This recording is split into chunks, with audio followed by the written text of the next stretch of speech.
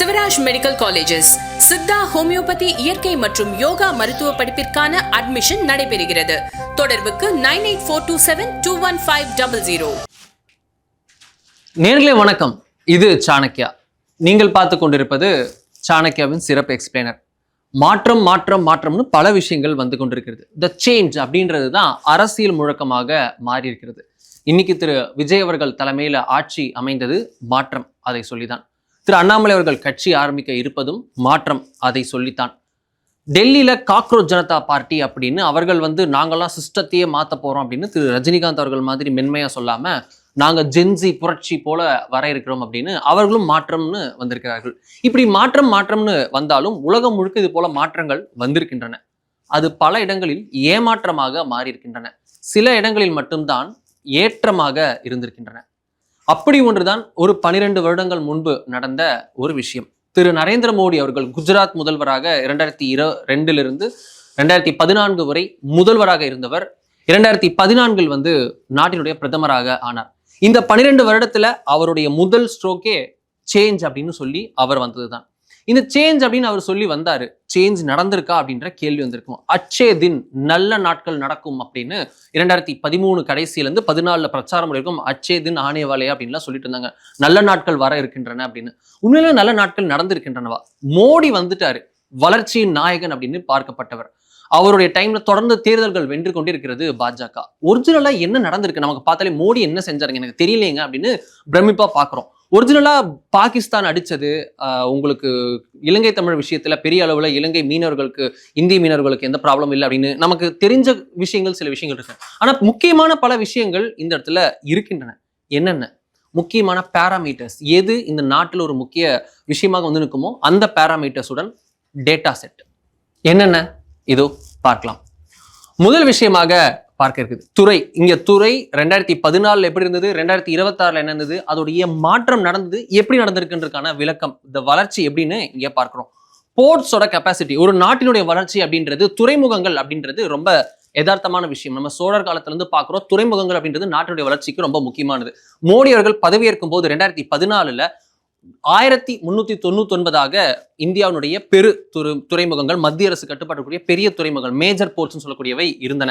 அது 2026 பார்க்குறோம் எவ்வளோ, 2760 அதிகரித்திருக்கு. 1399 இருந்து 2760 அதிகரித்திருக்கிறது மேஜர் போர்ட்ஸ். இதோடைய வளர்ச்சி 2 மடங்கு, அப்படியே டபுளா வளர்ந்திருக்கு அப்படின்றத பார்க்கிறோம். மத்திய அரசினுடைய போர்ட்ஸ், இது ஸ்டேட் கவர்மெண்ட்ஸ் உடைய போர்ட்ஸ் இல்ல, வெறும் மத்திய அரசினுடைய போர்ட்ஸ். எவ்வளோ, 1399 இருந்து 2740 60 அதிகரிச்சிருக்கு. 2 மடங்கு டபுள் ஆயிருக்கு இந்த 12 வருஷத்துல. அடுத்ததா பார்த்தோம்னா ஏர்போர்ட்ஸ். மோடி வரத்துக்கு முன்னாடி ஃபிளைட்ல ஊருக்கு போயிட்டே இருக்காரு அப்படின்னு நம்ம விமர்சனங்கள்ல இப்ப வரதை பாக்குறோம். ஆனா முதல்ல இருந்தே அவருக்கு இது போன்ற ஒரு ரொம்ப விஷனரியா, ரொம்ப தூரமா யோசிப்பாரு. ஒரு 20 வருஷம் கழிச்சு எப்படி இருக்கும் அப்படின்னு 1996 ஒரு லேப்டாப் யூஸ் பண்ணாரு அப்படின்றதெல்லாம் நம்ம பார்த்திருக்கோம். திரு சந்திரபாபு நாயுடு அவர்கள் போலவே இவரும் செய்தார் அப்படின்னு பாக்குறோம். அப்படிதான் இவர் வந்ததுக்கு அப்புறம் இவருக்கு டெவலப்மெண்ட் பாலிடிக்ஸ் ரொம்ப முக்கியமான விஷயம். சிக்கிம் மாதிரி போன்ற இடங்கள்ல கூட மலை உச்சியில கொண்டு போய் ஒரு ஏர்போர்ட் இருக்கணும். ஏர்போர்ட் இல்லாம கனெக்டிவிட்டி என்ன, அதுதான் முக்கியம் அப்படின்னு சொல்லிட்டு பேஸாக வச்சு ஏர்போர்ட்ஸை கொண்டு வந்தார். 2014 மோடி அவர்கள் பதவியேற்கும் போது நாட்டில் ஆபரேஷனல் ஏர்போர்ட்ஸ் எவ்வளவு அப்படின்னா 74, அதாவது ப்ரப்போசல்ல இருக்கு, கன்ஸ்ட்ரக்ஷன்ல இருக்கல, செயல்பாட்டில் இருந்த விமான நிலையங்கள் 2014 மோடி அவர்கள் பதவியேற்கும் போது 74 ஏர்போர்ட் இருந்தது. இப்போ 2026 164 உயர்ந்திருக்கிறது. 2.2 மடங்கு வளர்ச்சியை கண்டிருக்கிறது. ஒரு ஏர்போர்ட் கட்டுறதுக்கு எவ்வளவு நாள் ஆகும்? பரந்தூர் ஒரு எக்ஸாம்பிள். ஒரு பரந்தூருக்கு இவ்வளவு நாள் ஆகுது. எவ்வளவு டபுள் ஆயிருக்கு அப்படின்றத பார்க்கிறோம். எத்தனை இடங்கள்ல நம்ம அது இடம் வாங்கி இடத்த செஞ்சு ஸ்டேட் கவர்மெண்டோட கோஆபரேஷன் பணம் கொடுத்து பணத்தை செஞ்சு பெருசா ஃபீல்டு கட்டி எவ்வளவு விஷயங்கள் இருக்கு அப்படின்றத பார்க்கிறோம். சேலஞ்சஸ் இருக்கு. இடைப்பட்ட காலத்துல கொரோனா போன்ற சவால்கள் இருந்ததுன்னு பார்த்தோம். அதையெல்லாம் தாண்டி இந்த சாதனை நடந்திருக்கிறது. 2.2 மடங்கு வளர்ச்சி. 74 இருந்த இந்தியாவுடைய ஆபரேஷனல் ஏர்போர்ட்ஸ் 2014 2026 164 உயர்ந்திருக்கு அப்படின்றத பார்க்கிறோம்.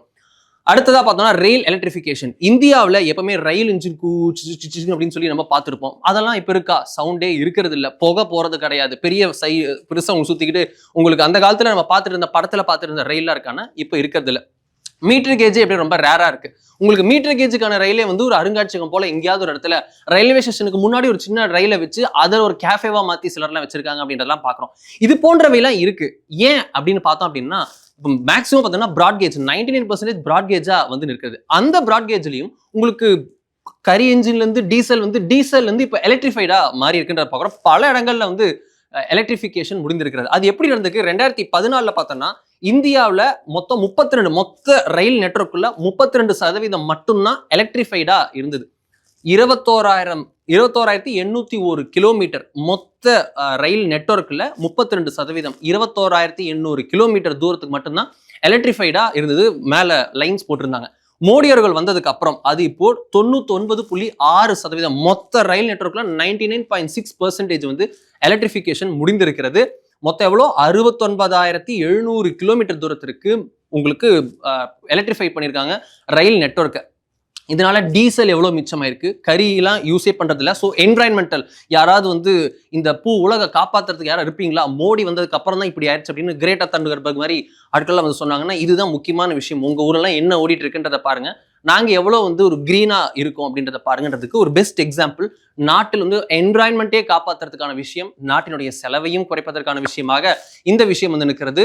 உங்களுக்கு எவ்வளவு மடங்கு? 3 மடங்கு வேகத்துல இந்த 12 வருஷத்துல நடந்திருக்கு. 32% இருந்தது 99% உயர்ந்திருக்குன்றத பாக்குறோம். ரயில் எலக்ட்ரிஃபிகேஷன்.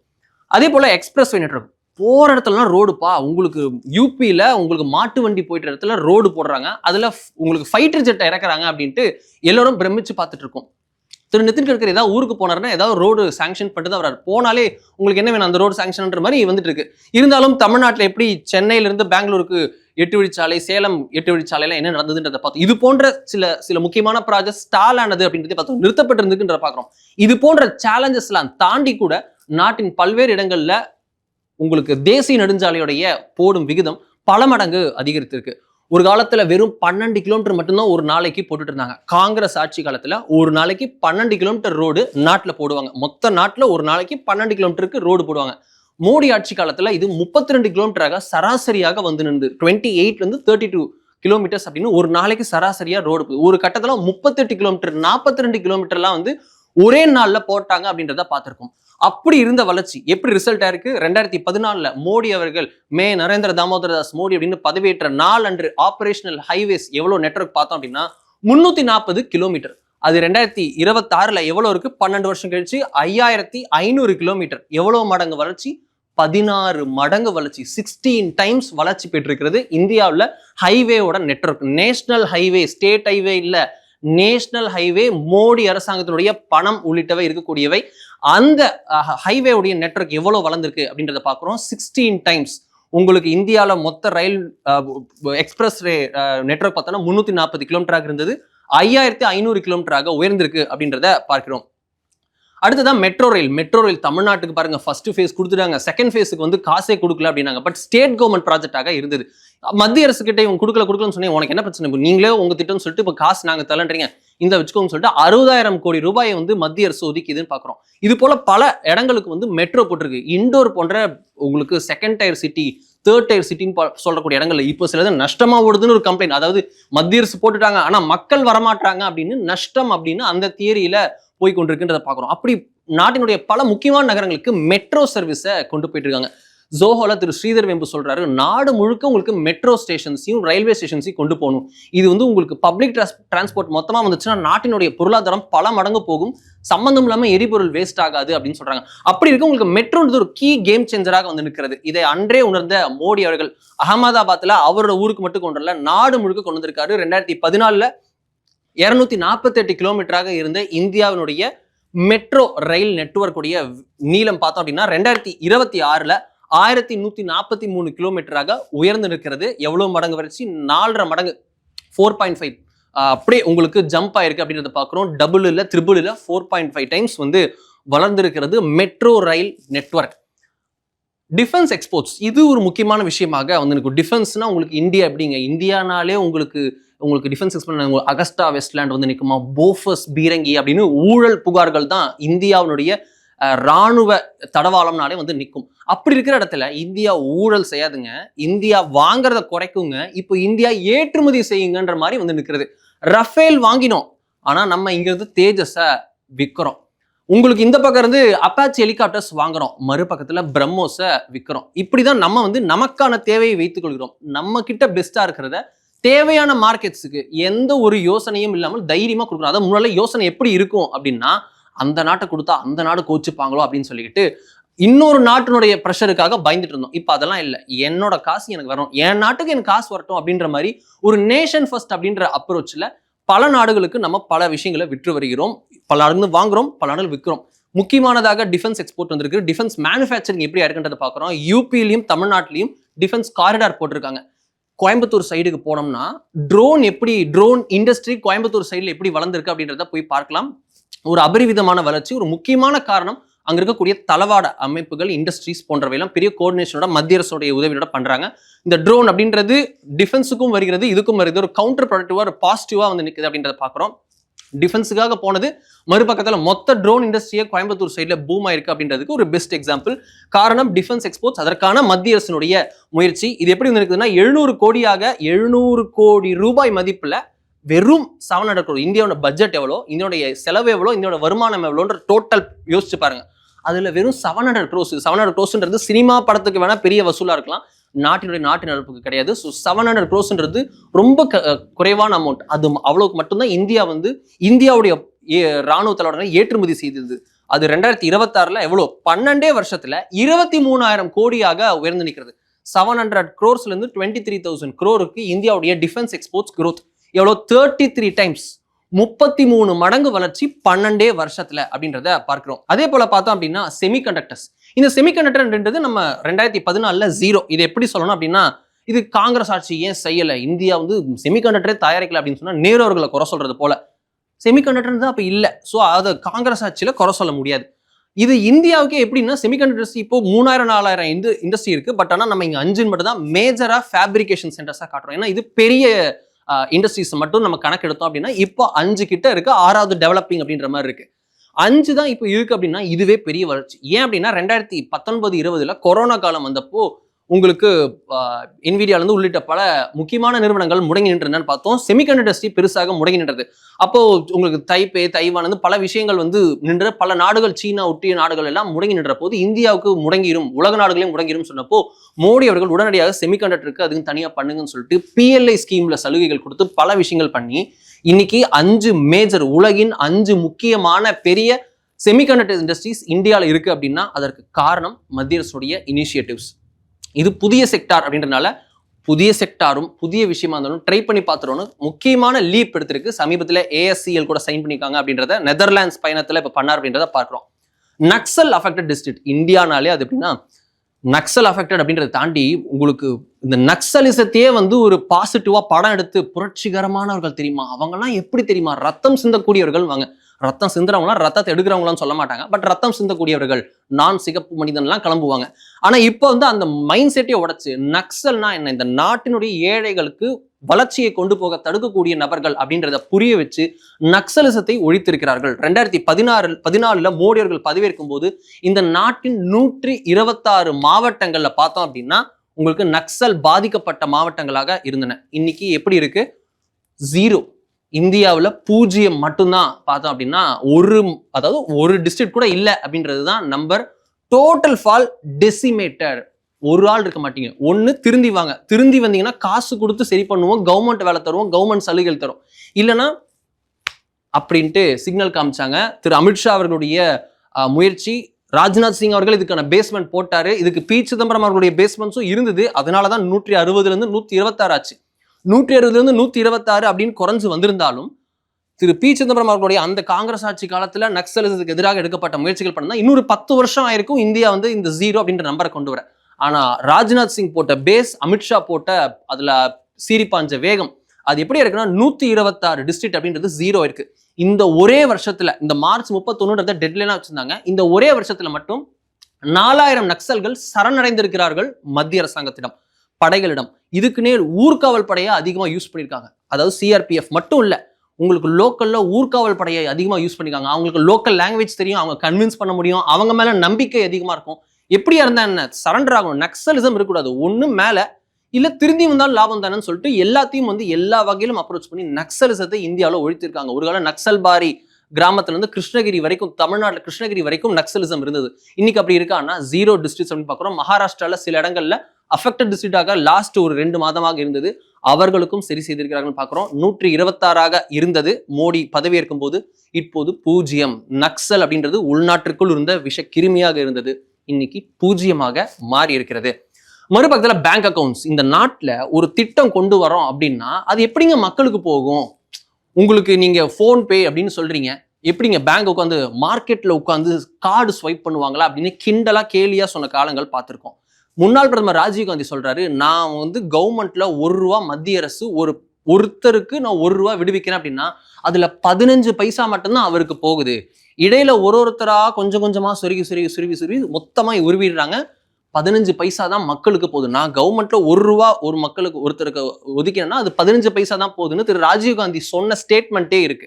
அதை அப்படியே மாற்றி காட்டியிருக்கிறார் மோடி அவர்கள். டிபிடி அப்படின்ற சிஸ்டம் இன்னைக்கு பேங்க் அக்கௌண்ட்லயே பெண்களுக்கு மகளிருக்கு ₹1000 திரு ஸ்டாலின் அவர்கள் போட்டது உட்பட எல்லாமே மோடி அவர்கள் கொண்டு வந்த அந்த டிபிடி அப்படின்ற சிஸ்டம் தான். அதன் மூலமாக உங்களுக்கு பேக்கெட்ல ஐயா படம் இருக்கும், அம்மா படம் இருக்கும், உங்களுக்கு காசு இருக்கு, இந்தாங்க நாங்க தான் கொடுத்தோம் அப்படின்ட்டு ₹2000 கொடுத்தாங்கன்னா ₹1800 கொடுத்துட்டு ₹200 சுருட்டுற ஆளுங்க கிடையாது. நேரடியாக பேங்க்லேயே விழுந்துரும் அப்படின்றத பார்க்கிறோம். எப்படி பேங்க் அக்கௌண்ட்ஸ் உருவாக்கினார்கள்? 2014 மோடி அவர்கள் பதவியேற்கும் போது இந்த நாட்டில் பார்த்தோம்னா மொத்தம் 1,79,00,000 பேருக்கு மட்டும்தான் பேங்க் அக்கௌண்ட்ஸே இவ்வளவுதான் இருந்தது. மோடி அவர்கள் பதவியேற்றதுக்கு அப்புறம் ஜன்தன் யோஜனா அப்படின்னு ஒரு திட்டத்தை கொண்டு வந்தாங்க. இதன் மூலம் என்னாச்சு, எல்லாருக்கும் 0 பேலன்ஸ் அக்கௌண்ட் ஓபன் பண்ணாங்க. எல்லாரும் பேங்க் அக்கௌண்ட் ஓபன் பண்ணணும். அதன் மூலம் தான் கவர்மெண்ட் திட்டமே போகணும். பேங்க் அக்கௌண்ட் ஓபன் பண்ணா காசு வேணுமா? காசே இல்லாம ஏழைகளும் ஓபன் பண்ற மாதிரி பேங்க் அக்கௌண்ட் ஓபன் பண்ணுங்கன்னு ஒரு ஏழை வீட்டில இருந்து வரக்கூடிய மோடி அவர்களுக்கு தெரிஞ்சது. Logic behind to break the door, break the glass அப்படின்ற மாதிரி அந்த கிளாஸ் எப்படி உடைக்கிறது, அந்த ஐஸ் கூலிங் மூமெண்ட் எப்படி பண்றது அப்படின்றப்போ 1,79,00,000 இருந்த பேங்க் அக்கௌண்ட்ஸ் அது எல்லாத்தையும் 0 பேலன்ஸ் அக்கௌண்ட் முடிஞ்ச அளவுக்கு எல்லாத்தையும் கொண்டு வாங்க. ஜன்தனும் ஒரு ஸ்ப்ரீ போல எல்லாருக்கும் தேடி பேங்க் அக்கௌண்ட் கொடுத்து 52,34,00,000 இந்தியாவில் பேங்க் அக்கௌண்ட்ஸ் உயர்ந்திருக்கிறது. இது எவ்வளவு மடங்கு வளர்ச்சி? 30 மடங்கு வளர்ச்சி அப்படின்றத பார்க்கிறோம். அடுத்ததா பார்க்கும்போது சிஎன்ஜி ஸ்டேஷன்ஸ். இன்னைக்கும் நமக்கு ஹோர்மோஸ், ஈரான், இஸ்ரேல்லாம் நிற்கும் போது எப்பா இந்த இயற்கை எரிவாயுன்னு ஒன்று இருக்கேப்பா, எதுக்குப்பா நம்ம அதெல்லாம் யோசிச்சுட்டு இருக்கோம், இந்த சிஎன்ஜி ஏதாவது கொண்டு வந்தீங்கன்னா இந்தியாவே கொஞ்சம் தப்பிச்சுக்கலாமேப்பா அப்படின்னு யோசிக்கும் போது சிஎன்ஜி ஸ்டேஷன்ஸ் வளர்ந்துட்டு இருக்கு. ஆனா போற தூரம் அப்படின்றது எங்கேயோ இருக்கு. ஆனா ஒரு பெரிய லீப் நடந்திருக்கு அப்படின்றத பார்க்கிறோம். மோடி அவர்கள் பதவியேற்கும் போது 738 ஸ்டேஷன்ஸ்கள் இந்தியாவில், மொத்தம் எவ்வளோ பெரிய நாடு, இதுல 738 ஸ்டேஷன்ஸ் மட்டும்தான் சிஎன்ஜி ஸ்டேஷன்ஸ் இருந்தது.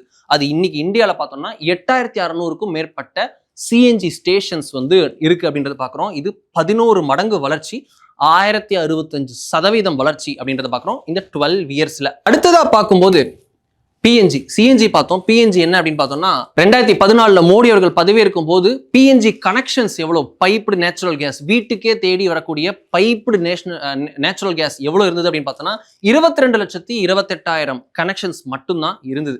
அது 2026 எவ்வளோன்னா 1.6 கோடியாக உயர்ந்து நிற்கிறது. 7 மடங்கு வளர்ச்சி இந்த காலகட்டத்தில் 12 வருஷத்துல அப்படின்றத பார்க்கிறோம். இதன் மூலம் சிக்கனம் எவ்வளோ, லீக்கேஜஸ் உங்களுக்கு பெரிய ஒரு சிலிண்டர்ல வரதை விட பைப்ல வந்தா எவ்வளவு லீக்கேஜ் குறையும், எவ்வளவு மிச்சமாகும் அப்படின்றத பார்க்கலாம். மறுபக்கத்தில் கேஸ் பைப்லைன் நெட்வொர்க், நேரடியாக பைப்லைன் கேஸ் பைப்லைன் எவ்வளவு கொடுத்துருக்காங்க பார்த்தோம்னா மோடி அவர்கள் பதவியேற்கும் போது 15,340 கிலோமீட்டராக இருந்த கேஸ் பைப்லைன் நெட்வொர்க் 2026 25,400 கிலோமீட்டராக வளர்ந்து நிற்கிறது அப்படின்றத பார்க்கிறோம். வளர்ச்சி 1.6 மடங்கு, அப்படியே டபுள் த டைம் கிட்டத்தட்ட நோக்கி போயிருக்கு அப்படின்றத பார்க்கிறோம். எல்பிஜி கவரேஜ் உங்களுக்கு பெரிய அளவுல வீடுகளுக்கே இந்த உங்களுக்கு எல்லா வீடுகளுக்கும் போகணும். இதுக்கு என்னங்க ஒரு கேஸ் சிலிண்டருக்கு ஒரு ப்ராப்ளமா அப்படின்னு இன்னைக்கு நம்ம ஹோர்மோஸ் பிரச்சனை இதெல்லாம் இருக்கும் போது இந்தியாவில் இத்தனை பேர் எவ்வளவு மில்லியன் கன்சியூமர்ஸ் தெரியுமா அப்படின்னு சொல்லும் போது 10 வருஷம் முன்னாடி போனோம் அப்படின்னா இவ்வளோ கன்சியூமர்ஸ் தானா, எப்படி இந்த 10 வருஷத்துல இவ்வளோ பேர் கேஸ் சிலிண்டர் வாங்கினாங்கன்னு பண்ணும்போது மோடி அவர்கள் கொண்டு வந்த திட்டம் உஜ்வாலா திட்டம் ரொம்ப முக்கியமான திட்டமாக நிற்கிறது. ஏன் அப்படின்னா இந்த திட்டம் துவங்கி வைக்கும் போது மோடி அவர்கள் சொல்கிறார், என்னோட அம்மா வீட்டுல சமையல் பண்ணும்போது விறகு வச்சு பண்ணிட்டு இருந்தாங்க, ஊதுன்னு ஊதுவாங்க, அதை வச்சுக்கிட்டு அதுல கண்ணுக்கு போகும், அதனால கண்ணு கெட்டுச்சு, எங்க அம்மா கஷ்டப்பட்டதை நான் பார்த்தேன். அப்படின்னும் போது நான் வந்தோடனே எனக்கு முதல்ல செய்யணும்னு தோணுச்சு இதுதான் அப்படின்னு சொல்லிட்டு அவரோட முதல் ஆட்சி காலத்தை அந்த முதல் 5 வருஷத்திலேயே செஞ்ச விஷயம் தான் இந்த உஜ்வாலா திட்டம். எல்லா வீடுகளுக்கும் மோடி அவர்களே கையெழுத்து போட்டு கொடுக்கக்கூடிய திட்டமாக எல்பிஜி கவரேஜ் கொண்டு வந்தாங்க. அது மூலமாக இந்தியாவில் மொத்த பாப்புலேஷன்ல 2014 மோடி அவர்கள் பதவியேற்கும் போது 55% பேருக்கு மட்டும்தான் எல்பிஜி கனெக்ஷனே இருந்தது. எல்பிஜி அப்படின்றது கொடுக்கப்பட்டது, சிலிண்டர்கள் வாங்கப்பட்டு வந்தது. இன்னைக்கு 2026 நாட்டினுடைய 100% பாப்புலேஷனுக்கும் உங்களுக்கு எல்பிஜி கனெக்ஷன்ஸ் இருக்கு அப்படின்றத பார்க்கிறோம். It's an universal success. மறுபக்கத்துல பவர் கெப்பாசிட்டி. உங்களுக்கு என்னதாங்க பிரச்சனை? மோடி அவர்கள் வரது இருக்கட்டுங்க, ஜெயலலிதா அவர்கள் வரதுக்கு முன்னாடி பார்த்தோம்னா ஃபுல்லா ராந்தல் தான் இருக்கும். வீட்டுல ராந்தல் இல்லாத இடமே இருக்காது. எப்ப கரண்ட் போகனே தெரியாதுன்னு கருணாநிதி அவர்கள் தலைமையிலான திமுக ஆட்சி காலத்துல சொல்லுவோம். அது இந்தியா, தமிழ்நாடு மட்டும் இல்ல, நாடு முழுக்க பல இடங்கள இந்த பிரச்சனை. குறிப்பா சம்மர் டைம்ல உச்சத்துக்கு போயிடும். பவர் கெப்பாசிட்டி ஜென்ரேஷன் எவ்வளவு தெரியாது, யூசேஜ் ஆனா அதிகமா இருக்கும். ரொம்ப மோசமான நிலைமை இருந்தது. இது ஜெயலலிதா அவர்கள் வந்ததுக்கு அப்புறம் ஒரு வருஷ பீரியட்ல தமிழ்நாட்டுல சரியானாலும் நாடு முழுக்க பல இடங்கள்ல இந்த பிரச்சனை இருந்தது. ஆனால் இதெல்லாம் நடக்கும்போது மோடி அவர்கள் 2006 அவர் குஜராத் சிஎம் இருக்கும் போதே பார்த்தோம்னா காங்கிரஸ் தேர்தலில் இலவச வாக்குறுதிகளுடன் வந்தார்கள். அப்ப இவர் சொன்னாரு, நான் உங்களுக்கு ஃப்ரீ கரண்ட்லாம் கொடுக்க மாட்டேங்க, ஆனா 24 மணி நேரம் தடைப்படாத மின்சாரத்தை உங்களுக்கு கொடுப்பேன். உங்களுக்கு கரண்ட் அப்பப்போ போகும், எப்போ போகும்னே தெரியாத ஃப்ரீ கரண்ட் வேணுமா, இல்ல காசு வசூலிப்போம், பில் இருக்கும், ஆனா 24 மணி நேரம் வரக்கூடிய தடையில்லா மின்சாரம் வேணுமான்னு கேட்டாரு.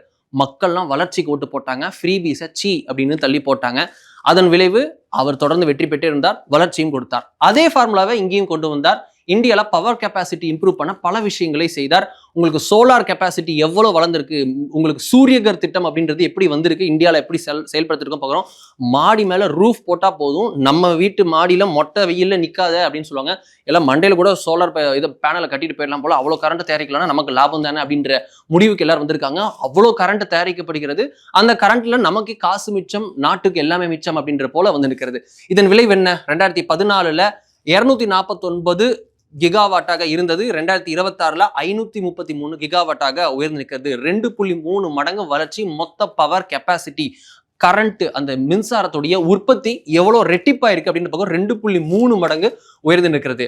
சோலார் கெப்பாசிட்டி அதே தான். இது மொத்த பவர்னா, இது சோலார்ல பார்த்தோம்னா 2.6 கிகாவாட்டாக இருந்தது, 2026 110 கிகாவாட்டாக உயர்ந்திருக்கிறது. அதுல அனல் மின் நிலையம் உட்பட எல்லாமே நிற்கும். இது வெறும் சோலார் மட்டும்தான்.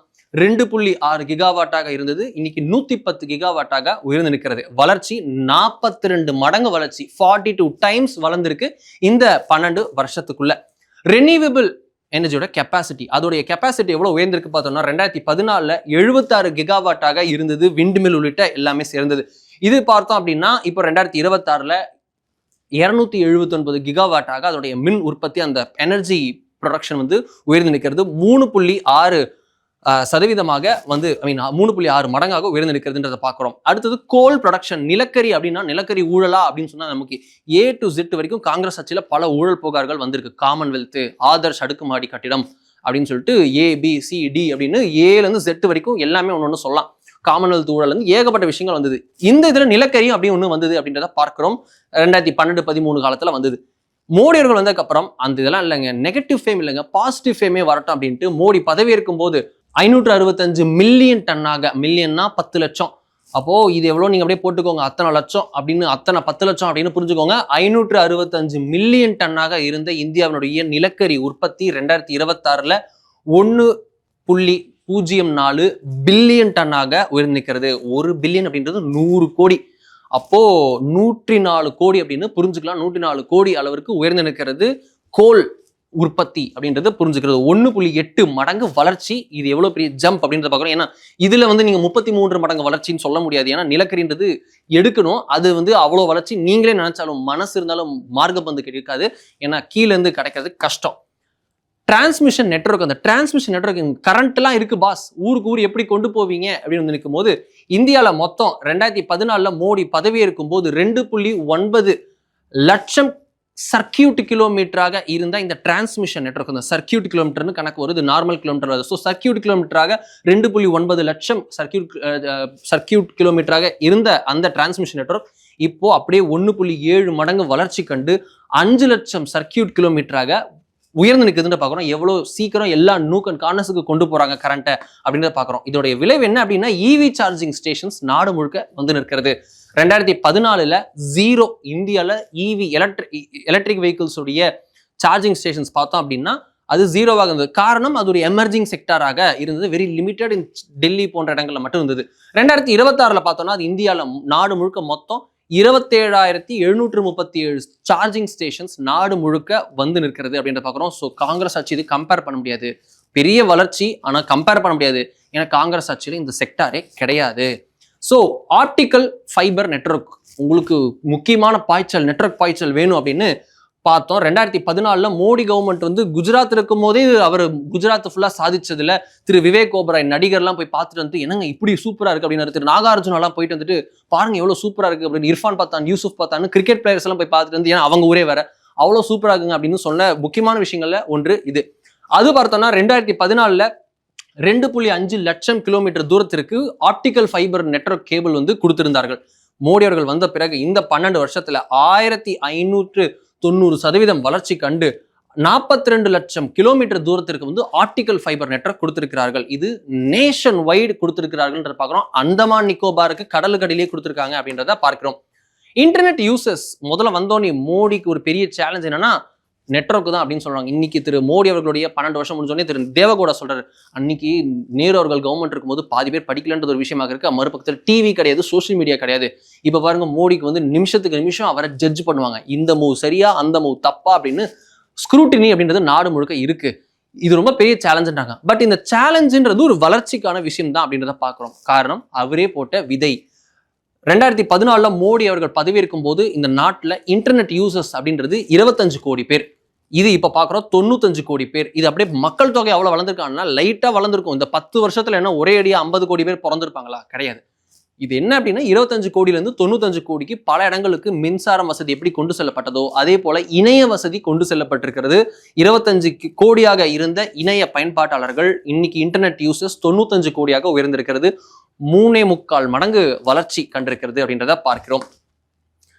மொபைல் மேனுஃபேக்சரிங் இந்த நாட்டில் இந்த போனை பாருங்களேன், இந்த போனை வந்து இது பண்ணா கூட அது சைனால தான் வருது அப்படின்னு திரு ராகுல் காந்தி போராட்டத்தெல்லாம் பேசுறான்ற பார்க்குறோம். பட் ஸ்மார்ட் போன் இதை விட்டுருங்க, ஸ்மார்ட் போனுடைய உற்பத்தி ஆலை மோடி அவர்கள் பதவியேற்கும் போது வெறும் இந்தியாவில் 2 ஸ்மார்ட் போன் இண்டஸ்ட்ரீஸ் மட்டும்தான், மேனுஃபேக்சரிங் இண்டஸ்ட்ரீஸ். இன்னைக்கு 100க்கும் மேற்பட்ட இண்டஸ்ட்ரீஸ் வந்து இருக்கிறது அப்படின்றத பார்க்கிறோம். மொபைல் மேனுஃபேக்சரிங்ல 2014 மொத்தம் இந்தியாவில் ஒரு வருஷத்துக்கு 6 கோடி போன்கள் தயாரிக்கப்பட்டன. பாதி இது பார்த்தீங்கன்னா உங்களுக்கு பிளாக்பெரி அப்படி நோக்கி அப்படின்னு ஃபாரின்ல இருந்து இறக்குமதி செய்யப்பட்டு வாங்கிட்டு இருந்தோம். ஒரு வருஷத்துக்கு 6 கோடி போன்கள் தயாரிக்கப்பட்ட இந்த நாட்டில் 12 வருஷத்துல மாற்றி காமித்திருக்கிறார். ஒரு வருஷத்துக்கு 33 கோடி அப்படின்னு இந்தியாவில் போன் உற்பத்தி நடக்கிறது அப்படின்னு பார்க்குறோம். 5.5 மடங்கு வளர்ச்சி. டிஜிட்டல் பேமெண்ட்ஸ், பேடிஎம், கரு அப்படின்னு எல்லாம் விளம்பரம் ஆடு நம்ம எல்லாரும் பண்றோம் அப்படின்றத பார்க்கிறோம். ரொம்ப முக்கியமான விஷயம், சில்லறையே எடுக்கிறது இல்லை, நம்ம வேலெட்டே இல்லாம பர்ஸே இல்லாம போனா கூட நம்ம எல்லாம் பண்ணிடலாம்னு சாதிக்கூடிய விஷயமாக மாறி நிற்குது. உலக நாடுகள் பலவற்றும் சாதனையா பார்க்கறாங்க. எப்படி பாஸ், நான் இத்தினூண்டு நாடு, ரொம்ப கம்மியான பாப்புலேஷன், ஆனா எங்களாலே பண்ண முடியல, உங்களால் எப்படி பண்ண முடிஞ்சது? இதுக்கும் நாங்க தான் வளர்ந்த நாடுன்னு சொல்றோம், நீங்க வந்து உங்க மாட்டு வண்டியில போயிட்டு இருக்கீங்க அப்படின்றீங்க, ஆனா எப்படி பண்றீங்க அப்படின்னா சாதனை நடத்தி காட்டியிருக்கிறார்கள். நிர்மலா சீதாராமன் அவர்கள் நிதியமைச்சர் போட்ட வீடியோ இன்னைக்கும் ஞாபகம் இருக்கு. பூம்பு மாட்டுக்காரரு அவர் வந்து எங்களுக்கு கொஞ்சம் பணம் கொடுங்க அப்படின்னு சொன்னப்போ மாட்டோட மேல வந்து ஸ்கேன் வந்து கார்டு வச்சிருந்தாங்க அப்படின்றத பார்க்குறோம். இப்படி ஒரு வளர்ச்சி இந்தியாவில் நடந்திருக்கு. சைலண்டான மாற்றம். 2014 டிஜிட்டல் பேமெண்ட்ஸ் அப்படின்றது உங்களுக்கு ஒரு வருஷத்துக்கு 2.2 பில்லியன் 200 கோடி ரூபாய் மதிப்புல வந்து ஒரு வருஷத்துக்கே டிஜிட்டல் பேமெண்ட்ஸ் நடந்தது. இப்போ 2026 ஒரு மாசத்துக்கே 18 பில்லியன், எவ்வளோ 18 பில்லியன் வந்து உங்களுக்கு ஒரு மாசத்திற்கு நடக்கிறது அப்படின்றத பார்க்குறோம். 1800 கோடி ரூபாய் மதிப்புல ஒவ்வொரு மாசமும் டிஜிட்டல் பேமெண்ட்ஸ் நடக்குது. 2.2 ஆக இருந்தது ஒரு வருடத்திற்கு, இப்போ மாசத்துக்கே 18 பில்லியன் அப்படின்றத பார்க்கிறோம். இது என்ன growthன்னு கனெக்ட் பண்ண முடியல, கால்குலேட்டர் கன்ஃபியூஸ் ஆயிடுச்சு. ஸோ எக்ஸ்ப்ளோசிவ் growth அப்படின்னு புரிஞ்சுக்கலாம். பல மடங்கு வளர்ச்சி. சரி, இந்த டிஜிட்டல் பேமெண்ட் பண்றதுனால என்னப்பா ஆச்சு அப்படின்னா உங்களுக்கு ஊழல் குறைவதற்கான அடிமட்ட லெவல்ல இருக்கக்கூடிய ஒரு ஊழல், பேசிக் கவர்மெண்ட்ல ஒரு டோட்டல் கவர்மெண்ட்ல உங்களுக்கு பேசிக்கா ஒரு ஊழல் போகுதுன்னா கூட பேங்க் டு பேங்க் நடந்துச்சுன்னா ஊழல் பண்றது சிக்கல். உங்களுக்கு அதுல எதா இருந்தாலும் கணக்கு காட்டிடும், ஐடிக்கு ஸ்டேட்மெண்ட் போய் தான் ஆகும் அப்படின்றத பார்க்கிறோம். ஸோ டிஜிட்டல் பேமெண்ட்ஸ் வந்தது ஊழல்ல பேசிக்கான லைன்ல உடைக்கக்கூடிய ஒரு முக்கியமான ஆயுதம். அது நடந்திருக்கிறது. எப்பேற்பட்ட வளர்ச்சின்றத பார்க்கிறோம். டேப் வாட்டர் ஆக்சஸ், இது வந்து உங்களுக்கு எத்தனை நாள் நம்ம தாய்மார்களும் சரி தாய்மார்கள் இடுப்பு வச்சுட்டு போறதும் தந்தைமார்கள் தலையில வச்சுட்டு போறதும் தண்ணி குடத்தை தூக்கிட்டு போறது அப்படின்றத பார்த்துருக்கோம். ஒரு பக்கம் குழந்தை, ஒரு பக்கம் தண்ணி குடம் அப்படின்னு நடந்திருக்கு அப்படின்றத ரொம்ப சர்வசாதாரணம் நம்ம எல்லாருமே பார்த்துருக்கோம். அப்படி இருக்க 2019 ஒரு பிரதமர் ஆகஸ்ட் 15 உரையில வந்து நான் அதை பண்ணுவேன் இதை பண்ணுவேன் அப்படின்னு சொல்லும் போது மோடி அவர்கள் ஒரு வருஷம் பார்த்தோம்னா நான் பாத்ரூம் கட்டுவேன் அப்படின்னாங்க. எல்லாரும் சிரிச்சாங்க. பார்த்தா சாதிச்சு காட்டினார். ஒரு வருஷம் பார்த்தோம் அப்படின்னா நான் இதை பண்ணுவேன், ஒரு வருஷம் பார்த்தோன்னா நான் அதை பண்ணுவேன் அப்படின்னு ரொம்ப எளிமையான விஷயங்களா சொல்லுவார். இதெல்லாம் பார்த்தா சாதாரணமாக இருக்கு. இதெல்லாம் இருக்கக்கூடிய விஷயம் தான் பார்த்தா யோசிச்சு பார்த்தோம்னா இருக்காது. அப்படி இருக்கக்கூடிய இடத்துல மாற்றி காமிச்ச விஷயம் தான் இந்த விஷயம். டேப் வாட்டர் கனெக்ஷன் 2019 சுதந்திர தின உரையில சொல்கிறார். ஜல்ஜீவன் அப்படின்னு ஒரு திட்டத்தை கொண்டு வருகிறார். மாநில அரசுடைய பங்களிப்போடு மத்திய அரசு நிதி தரும் திட்டம் எல்லாம் செயலாக்கம் எல்லாம் சொல்லுவோம். மாநில அரசுகள் செயல்படுத்தும் அப்படின்னு எப்பேற்பட்ட மாநில சுயாட்சி மத்தியில் கூட்டாட்சின்னு அந்த தத்துவத்திற்கு இணையாக ஒரு ஃபெடரலிசம் உங்களுக்கு வரக்கூடிய விஷயமாக இருக்கிறது. 2014 இந்தியாவில் மொத்த இந்திய வீடுகளில் 17% வீடுகளில் மட்டும்தான் குடிநீர் நேரடியாக பைப் கனெக்ஷனுக்கான டேப், வீட்டுக்கே ஒரு குடிநீர் பைப் கனெக்ஷன் இருந்தது. மொத்த வீடுகளில் 17%, அதாவது 3 கோடி. அது இப்போ பார்த்தோம்னா மொத்த வீடுகளில் 80% வீடுகளுக்கு வீட்டுக்கே வந்து ஒரு பைப் கனெக்ஷன் கொடுக்கப்பட்டிருக்கு அப்படின்றத பார்க்கிறோம். மொத்தம் 15 கோடி வீடுகளுக்கு இந்த பைப் கனெக்ஷன் டேப் கொடுக்கப்பட்டிருக்கு. 5 மடங்கு வளர்ச்சி அப்படின்றத பார்க்கிறோம். டாய்லெட்ஸ் பில்ட் முன்பு சொன்னது போலவே தான். ஒரு டாய்லெட் கட்டுவது வந்து ஒரு பிரதமர் வந்து ஆகஸ்ட் 15 உரையில சொல்றாரு. ஏன் அப்படின்னா இந்த நாட்டில் டாய்லெட் அப்படின்றது சாதாரண விஷயம் இல்லை. இது ஒரு சௌச்சாலை அப்படின்னு சொல்லிட்டு விட்டுட்டு போற தசாவதாரம் படத்தோட கிண்டலான கேஸ் கிடையாது. இதுல என்ன அப்படின்னா இது ஒரு ஒரு ஒரு பெண்களுக்கான பாதுகாப்புக்கான விஷயமாக மாறிக்குது. டாய்லெட் இல்லாமல் பொது கழிப்பிடத்துல போகும்போது கிராமங்கள்ல நார்த் இந்தியால பல இடங்கள்ல ரேப் நடந்ததற்கான மூல காரணம் பார்த்தோம் அப்படின்னா டாய்லெட் இல்லாமல் பெண்கள் வந்து காலையில அதிகாலையில இருட்டுல போய் வெளியில போயிட்டு இருக்கும்போது ரவுடி பசங்க தூக்கிட்டு போய் ரேப் பண்ணதுன்றது நிறைய நடந்திருக்கு. இந்த விஷயங்கள்லாம் வரும்போதும் மோடியர்கள் ஆட்சி காலத்துல முதல் விஷயமா பண்ணதே இந்த விஷயமாக இருந்தது. 2014 62% வீடுகள்ல, நாட்டுல 62% வீடுகள்ல கழிப்பறையே கிடையாதுன்ற நிலை இவர் பதவி ஏற்கும் போது இருந்தது. இந்த DW பிபிசியோட டாக்குமெண்ட்ரிலாம் போட்டா இந்தியா எவ்வளவு அழுக்கான நாடு அப்படின்னு வீடியோ எடுத்து இந்தியா வந்து ஒரு பாம்பாட்டி நாடு அப்படின்னு திரு நேரு அவர்கள் வந்தப்போ பாம்பை காமிச்சார், பாம்பு காட்டி வித்தை காமிச்சார். அது போல பாம்பாட்டி நாடு அழுக்கா இருக்கும், குப்பையா இருக்கும், ஊழல் நிறைய இருக்கும், நிறைய பேர் கொச்ச கொச்ச நடப்பாங்க, ரோட்ல பிளாஸ்டிக் குப்பெல்லாம் இருக்கும் அப்படின்ற மாதிரி விஷயங்கள் பிம்பமாக வைக்கப்பட்டது. அதுல முக்கியமான விஷயம் திறந்த வெளி மலம் கழிப்பிடம். அதை மாற்றி காட்டினார் மோடி. 2026 பார்த்தோம்னா இந்தியால 95% வீடுகள்ல கழிப்பறை இருக்கு. மோடி பதவி இருக்கும்போது 60% வீடுகள்ல கழிப்பறையே கிடையாது. இப்போ உங்களுக்கு 95% வீடுகள்ல கழிப்பறை இருக்கு. அதாவது 62% இருந்த கழிப்பறை இல்லை என்ற நிலை 5% குறைக்கப்பட்டிருக்கு. 95% வீடுகளுக்கு கொடுக்கப்பட்டிருக்குன்றத பார்க்கிறோம். 12 கோடி வீடாக உயர்ந்திருக்கிறது அப்படின்றத பார்க்கிறோம். ஒரு பெரிய மல்டிஃபோல்டு வளர்ச்சி. Rural electrification. நாட்டில் கரண்ட் இல்லையா அப்படின்னா கரண்ட் இருந்து இல்லாமல் இருக்கிறது வேற, கரண்ட் இருந்துமே வராதுப்பா அப்படின்ற இருக்கு. கோயம்புத்தூர்ல கவுண்டம்பாளையம் தொகுதியில திரு ஆறுக்குட்டி 2019-20 காலகட்டத்தில் டான்ஸ் ஆடினார். ஒரு மலை கிராமத்துக்கு போயிட்டு உங்களுக்கு மேலே போய் கிராமத்துல அப்போ எம்எல்ஏ வந்தாரு. இப்போ திமுக இருக்காரு, திமுக சீட் கிடைக்காது வேற விஷயம். அப்போ அவர் மேலே போய் டான்ஸ் ஆனப்போ ஒரு முக்கியமான விஷயம் சொல்லப்பட்டது, கரண்ட் வசதி கொடுக்கப்பட்டதுன்னு. அவர் தான் அதிமுக தான் கரண்ட் கொடுத்துச்சுன்னு அப்படின்னு நினைச்சிட்டு நிறைய எல்லாரும் பேர் ஆடினாங்க. பட் விஷயம் என்னன்னா மோடி அரசாங்கத்தின் திட்டத்தின் கீழ் கொடுக்கப்பட்டது அப்படின்றத பார்க்கிறோம். இது என்ன, ரூரல் எலக்ட்ரிஃபிகேஷனுக்குன்னு ஒரு தனி ஸ்கீம் கொண்டு வந்தாங்க. இந்தியாவில் மொத்தம் ஒரு 6 லட்சம் கிராமங்கள் கிட்ட வந்து இந்தியாவில் 6 லட்சம் கிராமங்கள் கிட்ட இந்தியாவில் மொத்தம் இருக்கு. அதுல 2014 மோடி பதவியேற்கும் போது ஒரு கிராமம் முழுக்க கரண்ட் இல்லை அப்படின்னு பார்த்தோம்னா 18,000 கிராமத்துக்கு மொத்தமா கரண்டே இல்லை. மொத்த எல்லா வீடுகளுக்கும் அந்த கிராமத்துக்கே கரண்ட் வசதி இல்லைன்னா மொத்தம் இந்தியாவில் 18,000 கிராமத்துக்கு கரண்ட் இல்லை. 6 லட்சம் கிராமங்கள் இருக்கு நாட்டுல, அதில் 18,000 கிராமத்துக்கு கரண்ட் இல்லைன்னு மோடி பதவி ஏற்கும் போது இருந்தது. இன்னைக்கு 100% மொத்தமா எல்லா கிராமங்களுக்கும் கரண்ட் வசதி கொடுக்கப்பட்டிருக்கிறது. இட்ஸ் யூனிவர்சல் அப்படின்னு புரிஞ்சுக்கலாம். Housing for poor. வீடே இல்லை பாஸ், முதல்ல வீடு கட்டணும் அப்புறம் தான் சாப்பிடணும் அப்படின்னு சொல்ற மாதிரி 2014 இந்த ஸ்கீம் பார்த்தோம்னா இந்திரா ஆவாஸ் யோஜனா அப்படின்லாம் பேர்ல பல பேர்கள் இருந்தது. பட் ஆனால் இது கட்டித்ததுக்கான இனிஷியேட்டிவ் அப்படின்றது ஒரு கனெக்டிவிட்டி இல்லாம ஒரு மொமெண்டம் இல்லாம ரொம்ப வீக்கா இருந்தது. அது மோடி அவர்கள் வந்ததுக்கு அப்புறம் பேர் வந்து பிரதமர் வீடு கட்டும் திட்டம் பார்த்தாங்க. இந்திரா காந்தி அவர்கள் பேரில் இருந்ததை பிரதமர் அப்படின்னு பொதுப்படையா மாத்தினார். இவர் தான் வந்து இவரை குறை சொல்லுவாங்க. பட் ஆனால் இந்திரா காந்தி அவர்கள் பேரில் இருந்த திட்டத்தை பிரதமர் வீடு கட்டும் திட்டம்னு எல்லா பிரதமர் தானேப்பா அப்படின்னு சொல்லிட்டு பேரை மாத்தினார். பிரதமர் ஆவாஸ் யோஜனான்னு. அது 2026 பார்த்தோம்னா இந்த 12 வருஷத்துல மட்டும் 4,21,00,000 வீடுகள் கட்டித்தரப்பட்டிருக்கின்றன. மத்திய அரசுடைய பணத்தினுடைய மானியம். உங்களுக்கு அது இத்தனை லட்சம் 3 கேட்டகரியா வச்சு அதற்கு பணம் ஒதுக்குவார்கள் அப்படின்னு பார்க்கிறோம். இந்த growth இட்ஸ் an எக்ஸ்பொட்டன்ஷியல் growth அப்படின்றத பார்க்கிறோம். பெர் கேபிட்டா ஜிடிபி இத்தனை விஷயம் பண்ணிருக்காங்களே, என்னப்பாச்சு, மக்களுக்கு என்ன பிரயோஜனம்? 2014 ஒவ்வொரு மக்களுக்கும் மொத்த ஜிடிபியில எத்தனை பெர் கேபிட்டா வந்து நிக்குது அப்படின்னா 86,647 மோடி அவர்கள் பதவியேற்கும் போது இருந்த பெர் கேபிட்டா ஜிடிபி 2026 2,43,000 மாறி நிற்கிறது. இந்த வளர்ச்சி எவ்வளோ அப்படின்னா 2.8 மடங்கு வளர்ந்து இருக்கிறது இந்த பெர் கேபிட்டா ஜிடிபி. இது எல்லாமே பெரிய நம்பர் அப்படின்றத பார்க்கிறோம். இது மட்டும் இல்ல, உங்களுக்கு முன்பு இருந்த இன்ஃப்ளேஷன், உங்களுக்கு இன்ஃப்ளேஷன் எவ்வளோ 10, 12, 13% இன்ஃப்ளேஷன் இருந்தது. உங்களுக்கு பாதி நாடுகளில் பாதி இடத்துல பார்த்தோம்னா பெட்ரோலோட உச்சத்துக்கு போய் நின்றுது அப்படின்றத பார்க்கிறோம். இன்னைக்கு இத்தனை சவால்களுக்கு மத்தியிலும் இன்னைக்கு எப்படி வீறுநடை போடுகிறோம் அப்படின்றத பார்க்கிறோம். மறுபக்கத்தில் உங்களுக்கு என்பிஏ அப்படின்ற விஷயம், அதாவது வங்கிகளை வாரா கடன் அப்படின்ற ஒரு வருஷம். இப்போ இந்த வார்த்தையை கேட்கறோமா? கிடையாது. நடுவில் லலித் மோடியிலிருந்து இவர் நம்ம விஜய் மல்லையால இருந்து நிரவ் மோடியில இருந்து ஏகப்பட்ட விஷயங்கள் பார்த்தோம். இப்போ அவங்களாம் இன்டர்வியூ கொடுக்கறதுக்கு வந்துட்டாங்க. ஏன் அப்படின்னா அவங்க வாங்கின கடனை விட பல மடங்கு வட்டியும் முதலும் மொத்தமா உருவியாச்சுன்னு பாக்குறோம்.